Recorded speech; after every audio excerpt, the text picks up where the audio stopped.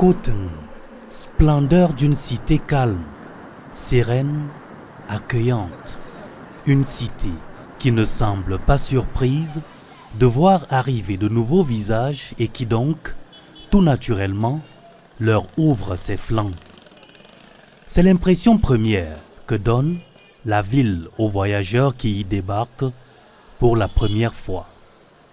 C'est que Nkoteng, selon la bonne appellation, comme aime à le rappeler Sa Majesté Benoît Bokono Kanga, chef traditionnel de 3e degré, Nkoteng, le monde des Ilomba, en langue Baja, en a vu débarquer plus d'un.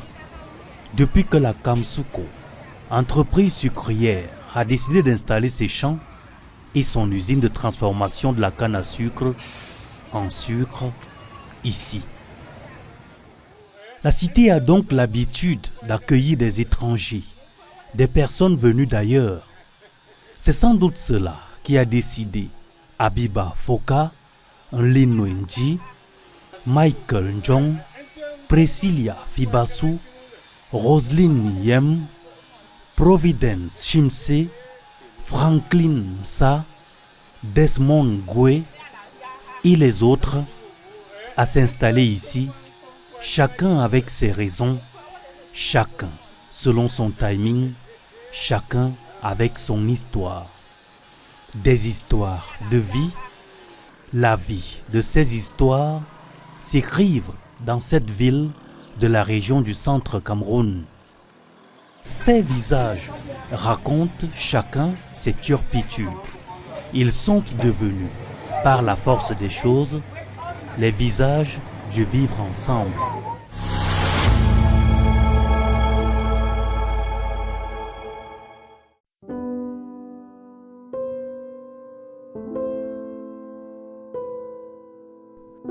La commune de Nkoteng est située à 40 km de Nanga et Boko, chef-lieu du département de la Haute-Sanaga, à 136 km au nord-est de Yaoundé. Initialement appelée Mvan, du nom du village dont elle a hérité le site, la commune est limitée au nord par l'arrondissement de Nanga et Boko, au sud par l'arrondissement de Mbandjok, à l'est par l'arrondissement de Lempe-Yezoum et à l'ouest par le département du Mba-Mekim, à travers une frontière naturelle, le fleuve Sanaga. Avec une superficie de 2250 km², la commune compte 18 villages. La ville, quant à elle, s'étend sur plusieurs quartiers. On peut citer, entre autres, Andoum, Mbezoa, Bilonier, dans lesquels vivent environ 40 000 âmes. Tous les services administratifs, sécuritaires et socio-économiques se trouvent dans cette cité avec son grand marché et son quartier des affaires qui font office de centre-ville. Nkoteng a été créé en 1992 à la suite de l'éclatement des communes de Nanga et Boko et de Mbandjok par décret numéro 92/127 du 26 juin 1992. C'est plutôt en 1975 que le destin de Nkoteng a basculé avec l'installation de la Kamsuko, la Cameroon Sugar Company, et son inauguration en 1975. Ça a attiré une grande population cosmopolite. Il y avait des Malgaches, des Français, des Congolais, des Ivoiriens. Et puis, à un certain moment, à partir du moment où la société avait besoin d'une main-d'œuvre un peu plus importante, ils se sont tournés vers le Grand Nord. Et à partir de là, il y a eu affluence de la grande population du Grand Nord, les Tupuri, les Mundang, les Giziga, ainsi de suite.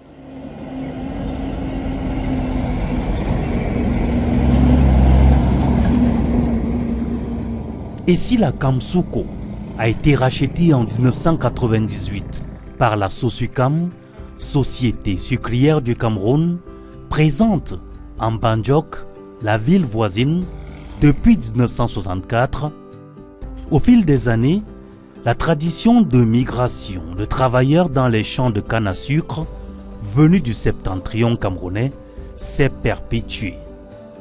Dans les champs, aujourd'hui, les dernières générations d'arrivants sont à l'œuvre. Moi, je viens de Yawa, département Mayo-Dané. Mon village, c'est Fragana. Je suis venu ici, là, c'est pour faire le travail chez les sorcières ici. Maintenant, là où je suis venu ici, là, parce que chez nous, là-bas, là, problème de l'argent, là, ça nous dérange trop là-bas. Je suis venu ici, là, c'est pour chercher. Et voilà, moi qui cherche alors chez Sosigam. Mais moi, je suis le meilleur travailleur dans l'équipe, c'est la meilleure coupeur. Moi, je suis champion. Tantôt, on me donne même 10 000 quoi, à moi pour le 17. C'est un frère plutôt qui est encore là, il est en vie. Un gendarme qui était là, il a vu dans son plus profond du cœur que je peux bien émerger du côté du centre. Et c'est lui qui m'a fait venir là, en me cachant que je ne venais pas pour travailler. Parce que s'il disait que je venais pour travailler, je ne venais pas. J'allais rester là-bas chez moi. Alors je suis arrivé, il m'a donné deux choses, que si je veux, je reparte à l'école ou bien je travaille. Et finalement, il avait déjà négocié même avec le service ressources humaines de Sosigam. Il a un ami là qui lui a proposé donc une place et c'est comme ça qu'il m'a donc fait intégrer à Sosigam. Et moi aussi, en entrant, j'ai pris subitement goût. Des arrivées autour desquelles il a fallu s'adapter pour les populations locales et se réorganiser, car elles ont profondément modifié le visage socio-économique et culturel de la cité. C'était un choc parce que lorsqu'ils arrivaient, ils n'étaient pas aussi comme nous. Il y en a qui étaient un peu, on dirait, dans un état primitif. Mais ils se sont aussi facilement adaptés. Nous les avons accueillis à bras ouverts, comme il est de coutume ici chez les Badja. Nous les avons accueillis à bras ouverts à tel point qu'ils se sont acclimatés facilement. Cette acclimatation rapide a entraîné le brassage des populations. Ils ont changé le visage de la ville, puisqu'en arrivant ici, ils avaient leur culture ajoutée à la nôtre. Même s'il y avait des différences, nous sommes compris. Parce que vivre ensemble, c'est déjà apprécier la façon, ne pas rejeter la façon dont l'autre vit, sa nourriture, ses us et coutumes. Ils se sont mariés avec la plupart de nos filles. Ils ont fait beaucoup d'enfants. C'est ainsi que vous verrez qu'il y en a qui ont déjà 30 ans, qui sont nés tout juste après leur installation ici. Nous aussi, même si c'était un peu compliqué, parce qu'il faut l'avouer, ils ne sont pas comme nous. Ils ne sont pas trop ouverts. Dans la plupart des cas, eux, ils font leur mariage entre eux. Mais il y a eu des cas exceptionnels où nous aussi, on a pris leurs filles, certains de nos frères. Sur le plan traditionnel aussi, et avec les exigences administratives modernes, un consensus a été trouvé. Je remercie le gouvernement qui a pris le devant, il y a de cela certaines années, pour dire que le mariage ne doit plus être un commerce. C'est la même chose que nous continuons à faire maintenant. Parce que lorsque il y a mariage entre deux ethnies qui n'ont pas les mêmes traditions et les mêmes coutumes, on essaie de trouver le juste milieu. Malheureusement, dans la plupart des cas, ce n'est pas facile, ce n'est souvent pas évident. Il y a toujours, quelqu'un voudrait se positionner, surtout en force, imposer sa façon de faire ou de voir les choses. Mais tout compte fait, parfois ça dépend des deux conjoints. Lorsqu'ils se sentent, ils sont collés l'un à l'autre, on finit par leur donner leur chance.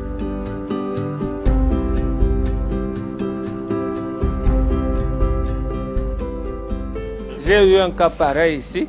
Mon gendre est arrivé, il m'a dit, le premier enfant là, c'est moi qui dois lui donner le nom de ma famille. J'ai dit non, non, ça ne se fait pas. Il y a eu donc un tiraillement entre lui et moi. Finalement, j'ai joué au plus fort. Mais comme il n'a pas apprécié, il est parti, il a tourné le dos. Mais dernièrement, il est revenu sur des meilleurs sentiments. Et nous continuons. Même si l'enfant est encore là, l'enfant continue ses études et il est libre de venir le récupérer quand il voudrait. Il y a déjà, par exemple, Toussunga Dolor, qui est chef de la communauté et en même temps chef de 3e degré de Bambou. Il y avait dernièrement Amadou Bouba, qui était aussi chef de communauté et chef de 3e degré. Nous nous sommes entendus facilement. Nous n'avons pas rejeté ceux qui venaient pour occuper ces postes de responsabilité. C'est fort de cette expérience que les populations d'Onkoteng ont vu arriver, il y a un peu moins de 10 ans, la deuxième grande vague de migrants. Celle-ci est issue des régions du nord-ouest et du sud-ouest en proie, depuis quelques années, à des heurts internes.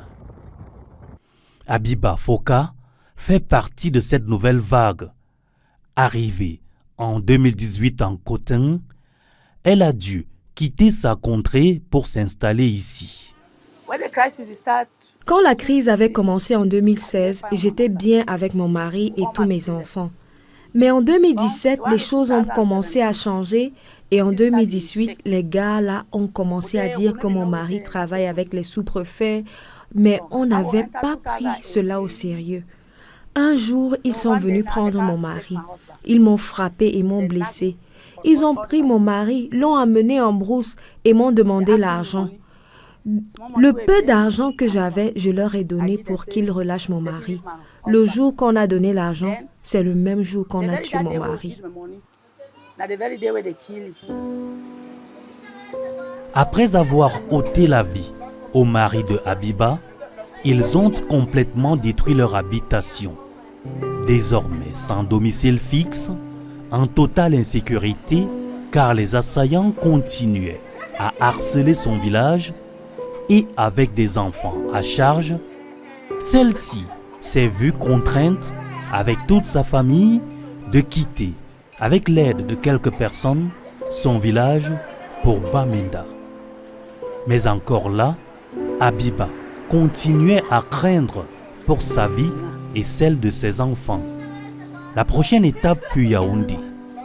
Mais Abiba ne s'y sentait pas à l'aise et elle n'avait pas de moyens financiers pour y vivre. Elle n'y a passé que 2 semaines et a donc décidé de s'installer en Koteng, où elle est devenue une véritable vedette, car elle s'est lancée dans la restauration. Je fais le héros et le watafoufou, couscous maïs et le légume djamanjama, konchaf, le chou et le manioc, et je fais également le makabo malaxé. Malheureusement, lors de notre séjour, nous ne pourrons pas voir Abiba à l'œuvre, car retenue au lit par le rhumatisme, elle est en arrêt d'activité pour quelques jours. Mais généralement, lorsque les mets concoctés par ses soins sont prêts, c'est aidée de son pouce-pouce qu'elle arpente les rues de la ville d'Onkoteng pour proposer aux populations ses mets. C'est ce qui a fait d'elle une véritable vedette dans la ville. Abiba est affectueusement appelée par tous Mami Konchap. En Koteng, Abiba a trouvé une sérénité. Elle vit en harmonie avec la communauté anglophone chapeautée par Pa Mike, ainsi qu'avec ses voisins. Blandine Foka est la fille de Abiba. Elle l'accompagne volontiers dans ses activités. Elle s'épanouit en Koteng, bien que la vie n'ait pas toujours été facile. Je fréquentais avant d'arriver ici. Quand nous sommes arrivés, il n'y avait pas moyen pour moi de continuer. J'ai arrêté l'école en classe de Form 5. J'ai préféré laisser ma petite sœur et mon grand frère continuer parce que mon grand frère était dans une classe qui allait lui permettre de rapidement trouver quelque chose à faire. Maintenant, il a déjà son ordinary level et mes cadets bientôt l'auront aussi. Notre dernier né va bientôt compléter classe 6.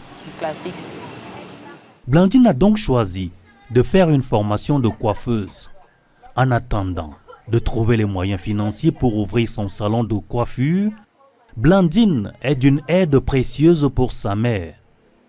Malgré les difficultés quotidiennes, elle avoue se sentir plus épanouie en Coteng, d'autant plus que ses voisins et autres habitants de la ville qu'elle côtoie en tant que jeune fille ne la traitent pas différemment du fait qu'elle ne soit pas francophone à la base. À environ 200 mètres de la maison louée par Abiba et sa famille au quartier Bilonier, Oliver Linwenji est installé. Arrivé ici en 2009, il a été attiré en Coteng par les affaires parce que Oliver est homme d'affaires spécialisé à l'origine dans le bois. Il y a trouvé un terrain propice. Originaire d'Owat, près de Nkambe, depuis le début des troubles, Oliver n'est plus retourné dans son village. Venu seul en Coteng, il s'est précipité à y faire venir sa famille. Il a acquis ce terrain, y a bâti une maison qui est devenue un véritable refuge pour les populations venues du nord-ouest qui débarquent en Coteng. Bien qu'il se sente à l'aise et que ses activités soient florissantes dans la ville, Oliver nourrit quelques regrets et espoirs. Nous, des enfants, il y a d'autres qui ne sont pas partis au village. Même 7 ans, 8 ans, 9 ans, tout ça là. Il n'est pas parti au village. L'autre là, c'est une chose que ce n'est pas bon parce que quand nos enfants ne connaissent pas le village, ils ne peuvent pas connaître leurs, on peut dire quoi, leurs coutumes de quoi, comme on peut dire en français là. C'est bon que les enfants passent de temps en temps, comme les grandes vacances, en train de venir ici pour 3 mois. Et quand tu les prends, tu ne pas laisser au village, ils vont vivre là-bas avant de rentrer. Disons que même on peut dire qu'on est maintenant habitué ici, peut-être à faire nous petites choses que quand tu rentres maintenant à Bamida, souvent là, quand tu n'es pas des fonds que tu peux faire les choses comme ça va être difficile. Mais en temps maintenant là, tu ne peux pas partir au village maintenant pour les vacances avec les enfants. Parce que ce n'est pas encore fini. Ben on prête que ça finit. On prête comme ça. Tout le monde prie même comme ça. Parce que c'est difficile.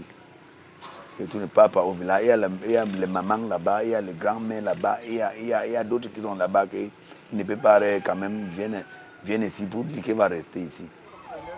Roselyne Yem est enseignante à l'école publique bilingue d'Onkoteng. Son histoire à elle est en tout point semblable à celle d'autres personnes que l'on peut rencontrer ici. Je suis arrivée ici avant 2018 à cause de la crise. J'ai laissé le village pour venir ici à cause de la crise. Roselyne reconnaît que les débuts ne furent pas faciles pour elle quand elle est arrivée en Coteng, du fait de la barrière linguistique et de l'environnement tout à fait nouveau pour elle. Elle a commencé à enseigner dans une école privée, puis a été recrutée lors de l'année scolaire 1999-2000 dans cette école publique où elle officie désormais. C'est aussi en Coteng que Roselyne a trouvé l'amour de sa vie. Avant que nous nous rencontrions, j'étais déjà chrétienne. Je suis issue d'une famille chrétienne. Je suis baptiste. Nous nous sommes rencontrés à l'église. Si la majorité des élèves qui fréquentent l'école publique bilingue d'Onkoteng sont des francophones, il y a aussi quelques anglophones. Providence Shinse y est aussi enseignante. Elle est arrivée dans la ville dans les bagages de ses parents. Son père était enseignant et a dirigé cette école. Providence a su prendre le relais, non sans quelques difficultés. Les affres des troubles dans la région du Nord-Ouest, elle y a été confrontée d'abord quand il fallait se rendre à Kom, le village de son père. C'est impossible pour le moment parce que les gars la dérangent, franchement. Les gars la dérangent. Si on connaît que tu es surtout quelqu'un qui enseigne ou bien tu as mis long ici, là, bon, ils vont te déranger. Franchement, tu vas payer beaucoup d'argent en route, tu dois Tu dois d'abord les supplier, tout ça. Dernièrement, nous sommes partis là au village. On a demandé 10 000 francs en route, et pas personne. Même si tu es un enfant, tu ne donnes pas 10 000, tu as 5 000, on te coupe un pied. Elle y a encore été confrontée dans le cadre professionnel lorsqu'il fallait gérer les enfants déplacés, traumatisés par tout ce qu'ils avaient vécu. Quand ils arrivent, ils se comportent différemment. Ils ne peuvent pas se comporter comme les élèves d'ici. Ils ne peuvent pas. Surtout quand quelqu'un qui était déjà traumatisé, la personne va venir ici en classe. Bon, se comporter genre, venir ici en classe, il est déjà traumatisé avec les fusils, tout ça. Qui vient ici en classe, ses amis, deux fois même ils sont sauvages. Oui, deux fois ils sont sauvages, il veut même taper ses amis, ses camarades de classe à cause de ce qu'il lui voyait. D'autres viennent, ils veulent esquiver, bon, ils ne veulent pas parler avec quelqu'un, ils sont timides, ils ne veulent pas causer avec ses amis. Il est seul, il marche seul, ou bien elle marche seule. Tu fais un petit truc, elle commence à pleurer comme un enfant. Alors, chaque fois qu'elle en a l'occasion, Providence n'hésite pas à prêcher à ses élèves la bonne nouvelle du vivre ensemble.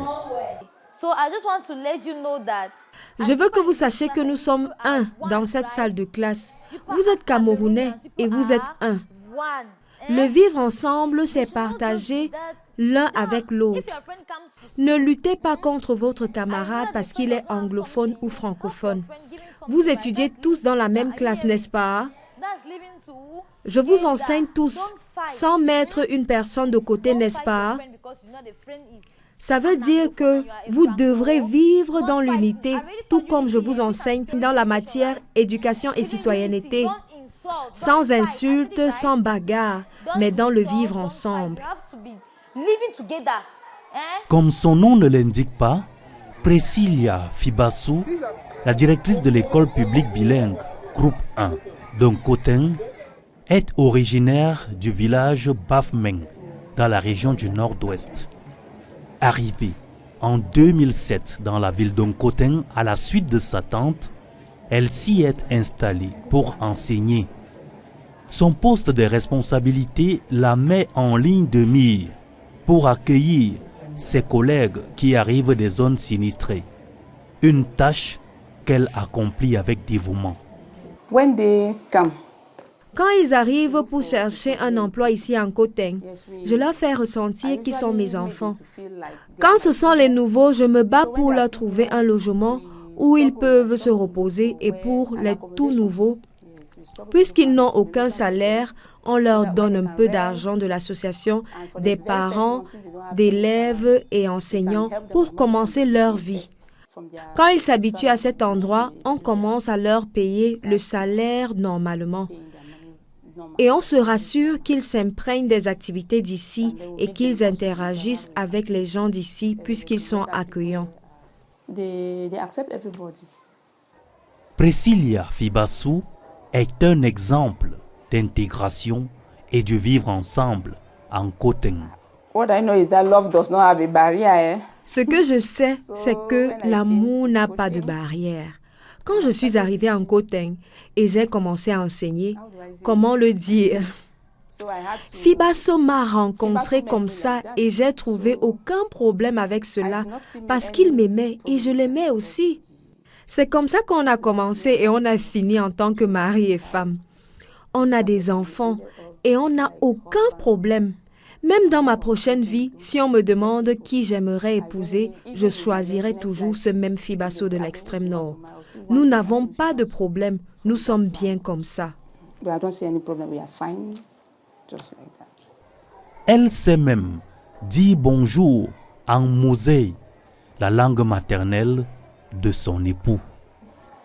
Angburia, it means bonjour, good morning.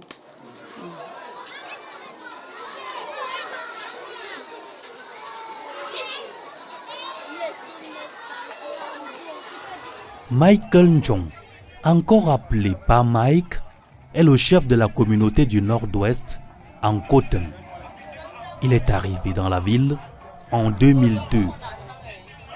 Venu dans cette ville pour des raisons professionnelles, il s'y est très vite plu et a développé d'autres activités agricoles, commercial. Pa Mike a construit une maison où il accueille les déplacés qui débarquent en Coton. Son image s'est imposée à tous comme une figure paternelle. Je ne dirais pas que je suis un chef, parce que si on veut parler des chefs, tous les 7 départements ont leur chef. C'est comme on peut dire président des présidents.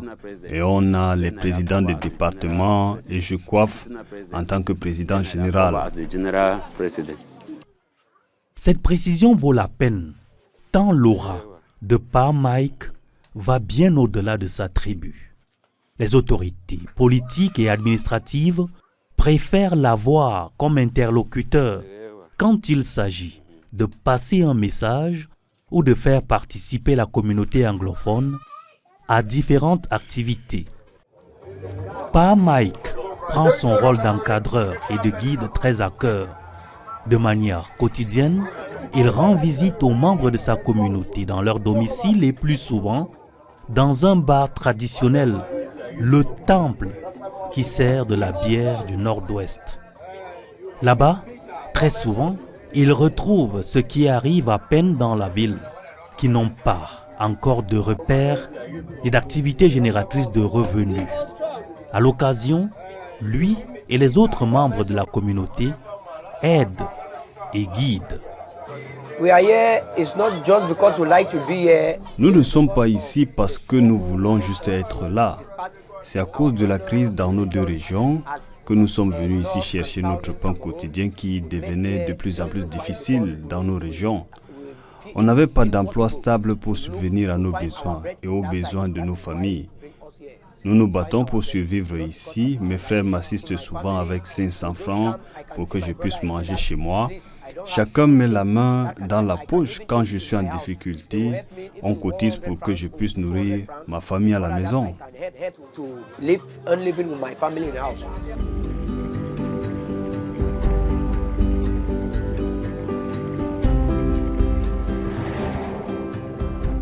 Lorsque Roselyne, l'enseignante, rentre chez elle après l'école, elle retrouve à la maison son époux Franklin Sa.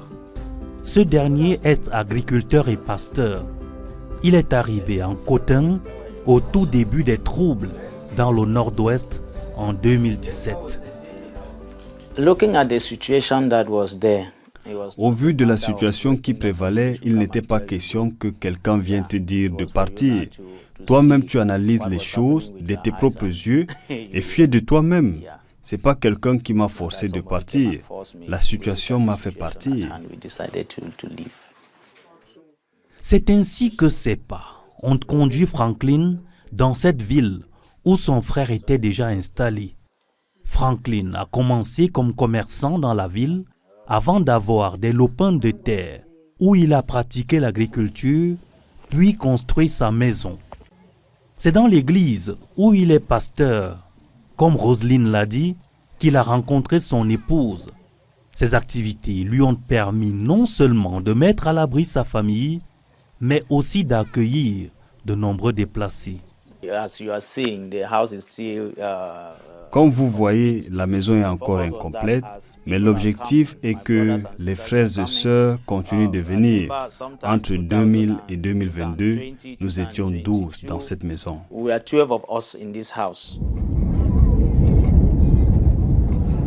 Un autre homme de Dieu qui conduit les ouailles dans la ville de Coton, c'est le révérend Desmond Gouy. Il est arrivé dans la ville en 2018. Quand j'ai reçu la vision de Dieu pour venir à Coton, honnêtement, je ne connaissais pas Coton. J'ai eu une croisade à Yaoundé et l'un de mes frères m'a invité ici. Quand il m'a invité, je n'avais pas pris cela au sérieux. Mais l'Esprit de Dieu m'a demandé de venir à Coton. Dès que j'ai mis mes pieds sur cette terre, j'ai expérimenté quelque chose que je n'ai jamais expérimenté. Mon esprit m'a dit qu'il y a quelque chose ici. En 2017, je suis allé à une montagne de prière à Banga. En 2018, pendant que je priais, le Seigneur m'avait montré dans une vision qu'il m'a... En 2018, pendant que je priais, le Seigneur m'avait montré dans une vision qu'il va m'envoyer dans un endroit et il me donnera la stabilité divine dans cet endroit. J'ai cherché cet endroit et ça m'a valu le mois de janvier, février, mars. En avril, je suis venu ici pour la croisade et je suis rentré. En août 2018, je suis revenu et je me suis définitivement installé ici à Koteng. Le révérend y a donc débuté son ministère ouvert à tous et en s'offrant comme une aide providentielle pour les déplacés. Dieu m'a permis d'enlever certains de ces garçons de la rue. Ils viennent de Bamenda, du sud-ouest. Ils ont des difficultés et n'ont pas où habiter. Certains d'entre eux vivent ici à l'église avec moi. Nous évoluons comme une famille. Le révérend Desmond revendique plus de 2000 jeunes accueillis, abrités et aidés dans son église. Le pasteur a une méthode particulière qu'il applique avec minutie pour tous les déplacés qui viennent à sa rencontre. Il leur redonne espoir, il leur donne le Christ et il leur donne enfin une formation afin qu'ils puissent exercer un métier et s'insérer dans la société. Une méthode appliquée en collaboration avec les autorités locales. Nous sommes forts spirituellement, soyons honnêtes. Il y a des choses qu'on ne maîtrise pas.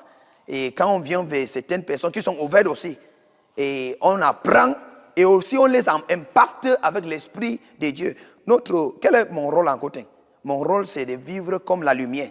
Quand la lumière est claire, tout le monde voit la route, le chemin. Donc je vis comme la lumière devant les autorités où je les inspire par ma vie et ma petite contribution. Il y a cette vivre ensemble en côté avec nous. Je fonctionne très bien avec les autorités, que ce soit au niveau de la gendarmerie, que ce soit, si vous voulez, on sort là, à la barrière de police. Tu vas voir, tout le monde va crier là-bas, pasto, pasto. Et c'est comme ça que je vais inviter tous les autres leaders et les leaders religieux. Ça veut dire les pasteurs, n'importe où que tu es au Cameroun. On n'est pas à lutter contre le gouvernement ou contre, on est là à représenter la lumière. Quand ça brille, tout le monde passe. Et c'est ainsi que la ville d'Onkoteng brille comme un véritable phare d'exemplarité, un véritable incubateur du vivre ensemble au Cameroun.